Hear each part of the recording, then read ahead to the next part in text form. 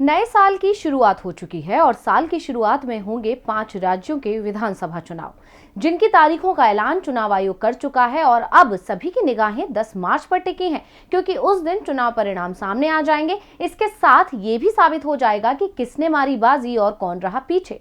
क्या पश्चिम बंगाल चुनाव की तरह बीजेपी को इन चुनावों में भी झटका लगेगा?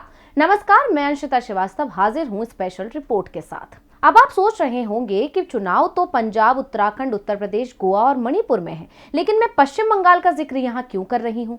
ऐसा इसलिए क्योंकि पश्चिम बंगाल चुनाव हुए 6 महीने से ज्यादा का वक्त बीत चुका है, लेकिन वो एक ऐसा राज्य है जहां अभी तक बीजेपी को सिर्फ झटके ही लग रहे हैं।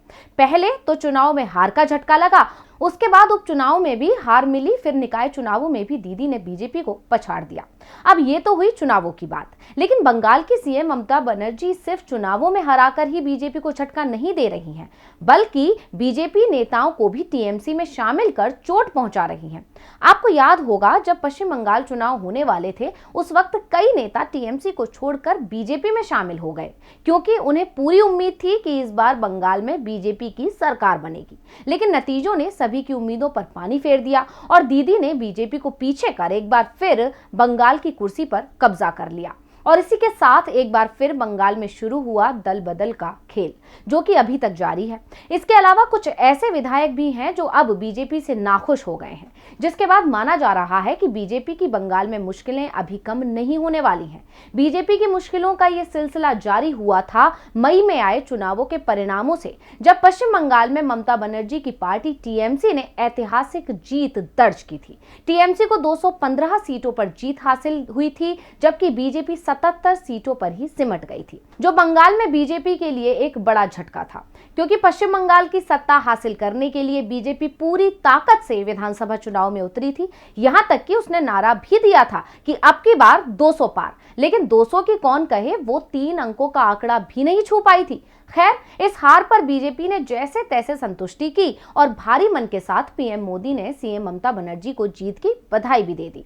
लेकिन ममता उसके बाद भी शांत नहीं बैठी और उन्होंने शुरू किया बीजेपी को झटके देना, और वो सिलसिला जो शुरू हुआ अभी तक जारी है। मई में चुनाव के नतीजे आए, जिसे देखकर बीजेपी में शामिल हुए नेताओं को अपने फैसले पर पछतावा हुआ और उन्होंने घर वापसी शुरू कर दी। दल बदल का खेल एक बार फिर शुरू हुआ। जितनी स्पीड से टीएमसी को छोड़कर बीजेपी में गए थे, उससे दोगुनी स्पीड में नेताओं की घर वापसी शुरू हो गई, जिसके बाद चुनाव में मिली हार के बाद से बीजेपी बंगाल में लगातार कमजोर पड़ती जा रही है।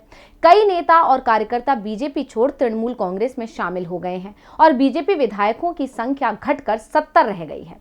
चुनाव के 6 महीने के अंदर ही बीजेपी के 7 विधायकों ने पार्टी छोड़ दी। ऐसे में पहले से ही बीजेपी परेशान थी। इसी बीच बीजेपी से टीएमसी में वापसी करने वाले मुकुल रॉय ने बड़ा दावा किया।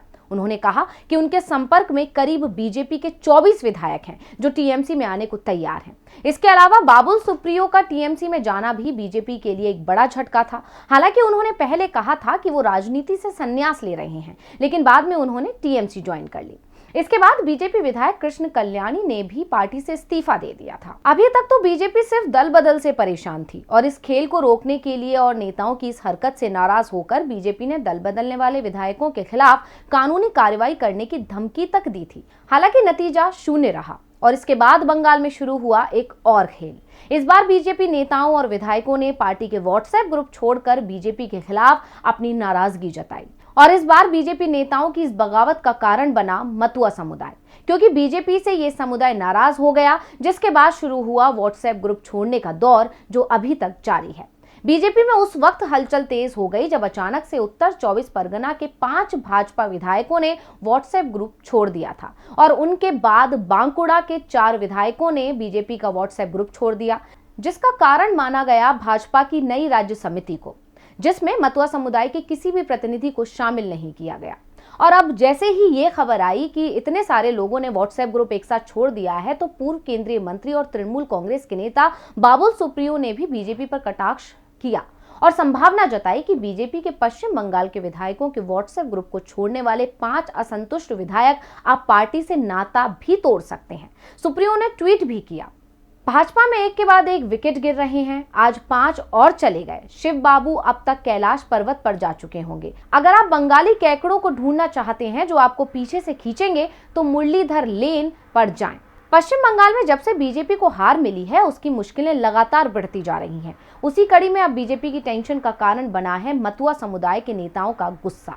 बता दें कि पश्चिम बंगाल में मतुआ समुदाय की 25 से 30% के बीच आबादी है और बीजेपी को बंगाल में जो सीटें मिली हैं, उसमें इस समुदाय के वोटरों की महत्वपूर्ण भूमिका थी। 2019 के लोकसभा चुनावों में भी मतुआ समुदाय का बड़ा हिस्सा बीजेपी के पक्ष में गया था। इस नाराजगी के चलते समुदाय के बड़े नेता और केंद्रीय बंदरगाह, जहाज रानी और जलमार्ग राज्य मंत्री शांतनु ठाकुर की नाराजगी भी सामने आई और उन्होंने भी बंगाल भाजपा के व्हाट्सएप समूहों से किनारा कर लिया। हालांकि भाजपा के राष्ट्रीय महासचिव बीएल संतोष और बंगाल के पार्टी प्रभारी अमित मालवीय ने असंतुष्ट मतुआ विधायकों के साथ बैठक की थी और विवाद को सुलझाने की कोशिश भी की थी, लेकिन बीजेपी को इसका फायदा नहीं मिल सका क्योंकि ये नाराजगी अभी भी जारी है और इस बात के संकेत दिए बीजेपी से नाराज चल रहे शंकुदेव पांडा ने।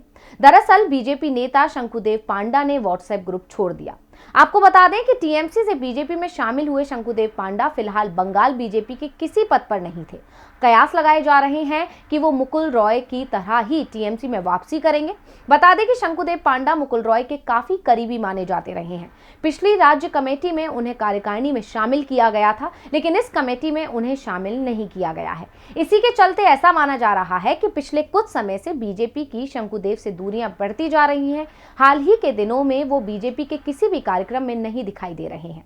कयास ये भी है कि शंकुदेव पांडा ने पार्टी में कोई महत्वपूर्ण स्थान नहीं दिए जाने पर विद्रोह किया था।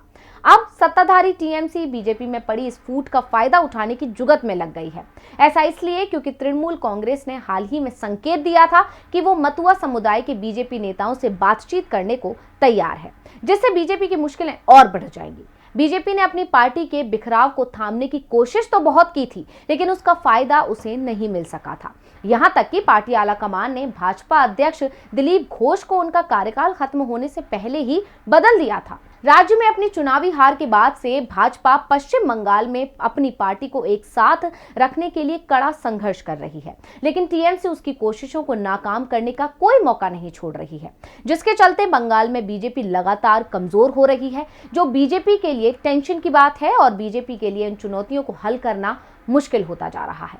ऐसे में सवाल ये है कि क्या बंगाल में कमजोर हुई बीजेपी अपने विधायकों और नेताओं को मना पाएगी या नहीं, ये देखने वाली बात होगी। साथ ही आने वाले समय में ये देखना दिलचस्प होगा कि बीजेपी इस लड़ाई को कैसे आगे बढ़ा रही है। ये तय है कि उसका संगठन अभी कमजोर हुआ तो उसे लोकसभा में नुकसान उठाना पड़ेगा। विधायक कम होने पर राज्यसभा में भी बीजेपी को नुकसान होगा और अब देखना होगा कि पार्टी इस बिखराव को रोकने में कामयाब होती है या नहीं। इसी के साथ मुझे दीजिए इजाजत, फिर हाजिर होंगे एक और स्पेशल रिपोर्ट के साथ। तब तक के लिए देखते रहिए डीवी लाइव। नमस्कार।